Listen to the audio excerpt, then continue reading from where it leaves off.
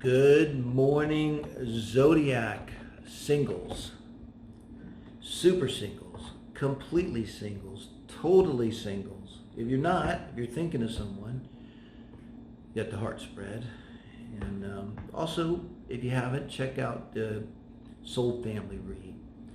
In fact, today, for you guys, I'm going to use a collector read for whoever resonates, okay? I get out there, it works, now it doesn't really matter how you roll it out.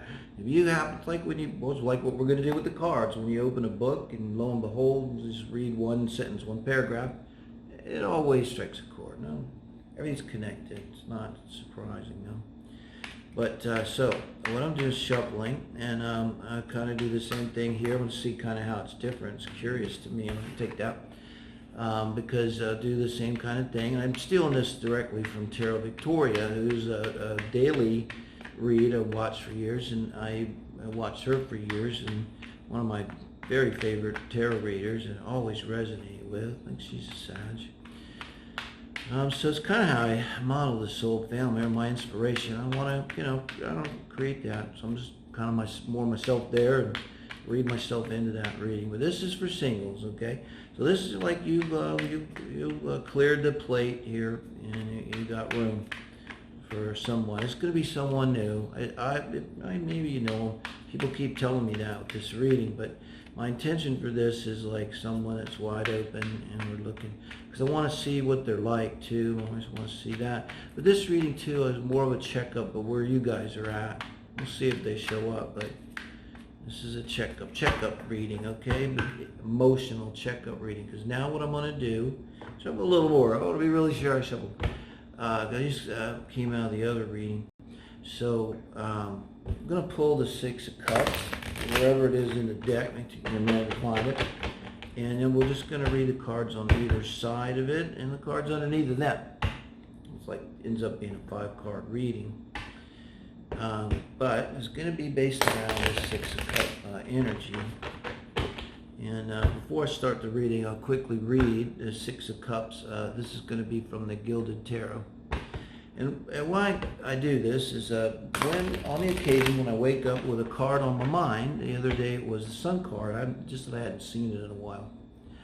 And so I thought, okay, so what I do is what Victoria does, is I find the Sun and read either side. Here we're going to do the Six of Cups.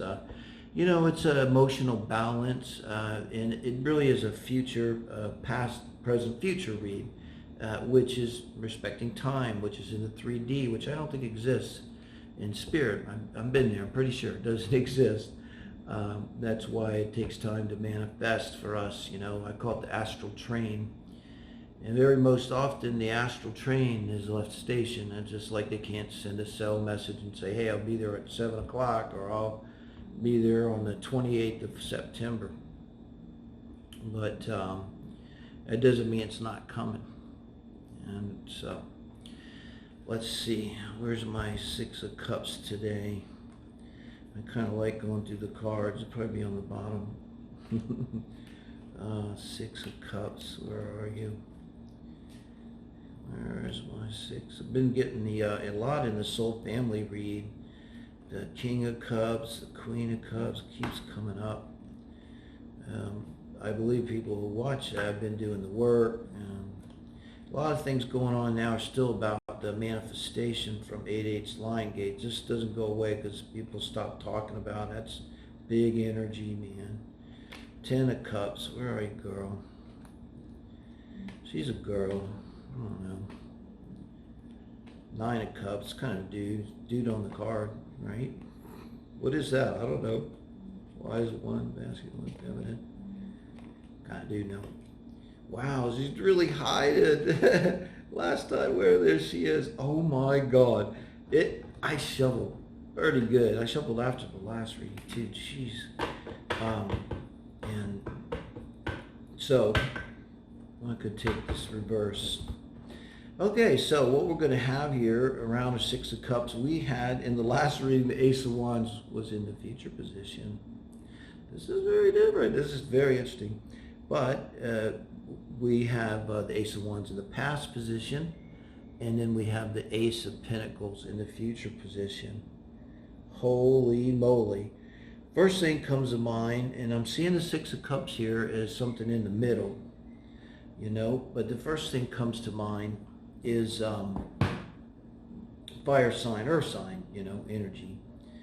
But really what comes to mind is this is someone that's really been burning with desire. I gotta think that this speaks, it's hard to see this as a future person, because man, the Ace of Pentacles is so solid in the future. It's like this is a lock, something's on a lock, but I'm trying to make this about you. And underneath of this, guys, we have 3 aces. I only got 4 cards on the table. Underneath of it is the Ace of Cups. Okay, man. And then you guys having the Ace of Fire. I don't know how to see this unless it's manifestation. You know, manifestation, I'm having trouble now. I'm working on, I got the love, I think, and since 2012, just really, really working at. And a lot of it is just believing it, really feeling it. It's not just enough to just say, oh, I'm going to have money or security or love or whatever it is. You know, you have to feel it like it's really real. I needed a lot of help from Spirit. Thank you, Spirit. I mean, just so many synchronicities, direct messages, and then you just have to believe after a while. You know, your natural skepticism just gets beat down. And under the Ace of Pentacles, lo and behold, is the Magician in the future. Wow. And this is about us. This is about you. If you're single, I don't really mean about us. But if you're single, and this is for the collective,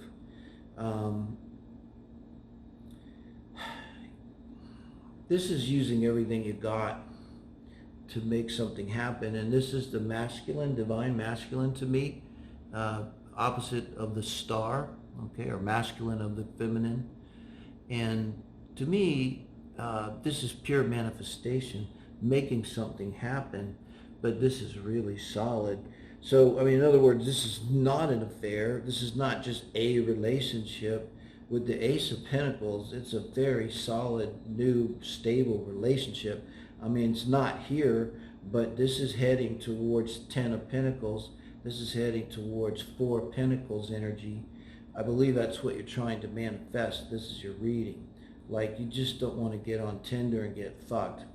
No judgment.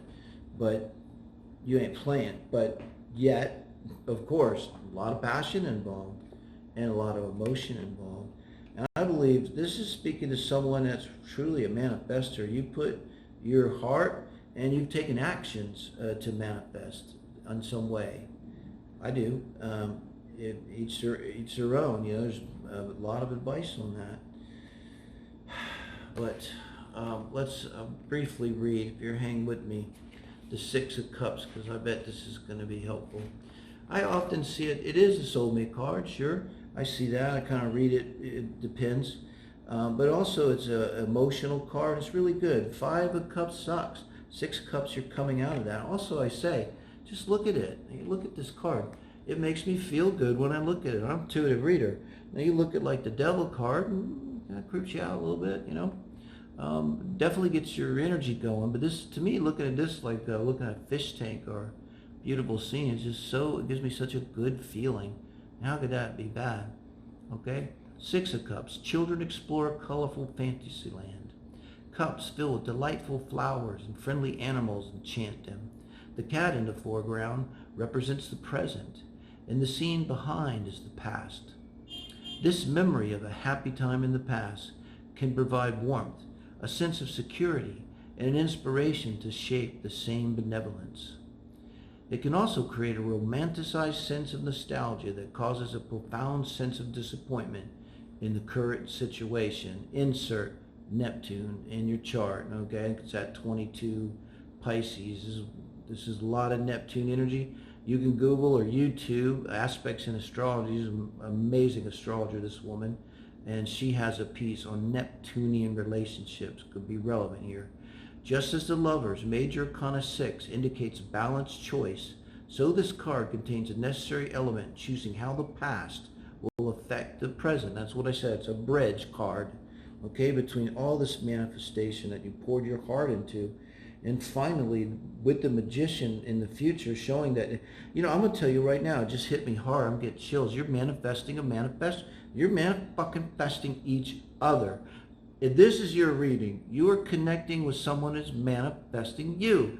Also, what happened to me from very different ways. But yes, it just hit me hard. You're manifesting a manifester. Can it be a cross watcher in a collective reading? Oh my God. Okay. You find yourself faced with a memory. Consider it carefully, as memories can be tricky things, altered by time and distance and even current desires. Make sure that whatever role it plays in shaping your current actions is balanced by logic and reality. So you need logic and reality, and you need a little Saturn to balance Neptune. Neptune's a troublemaker, but it's not totally necessary. It's spirituality, divine love, the ultimate, the higher aspect of Venus, highly feminine, receptive energy, empathic energy. Okay, everything that's not real, everything of the soul. Be aware of letting your past or your ideas of the past control you. That's the short reading from the book, from the Gilded Tarot, which I will put back right away. That's why I've had it so long and in such good condition. I have Taurus in the 9th house, so that's where I get traditional only, because I'm just totally not a traditional person in any sense of the word. But when it comes to cards, man, it's like everything's got to be just right. So I hope that means something to you guys. It certainly is a fantastic reading. And consider this a new moon reading too. We're still in that energy. I know I'm a little late.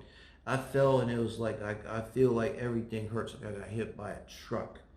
And it's like, I just didn't realize you could get that hurt. I'm just thankful it wasn't worse. So yesterday, my girlfriend was here. It was just like, get it together to do it. So consider this the read for the new moon as well. That was my intention, because I figured it'd be big. It's a good time to take positive actions in our daily life and pay attention to the details, that Virgo stuff. As a Virgo rising, I get it. So thank you guys. I hope that was helpful.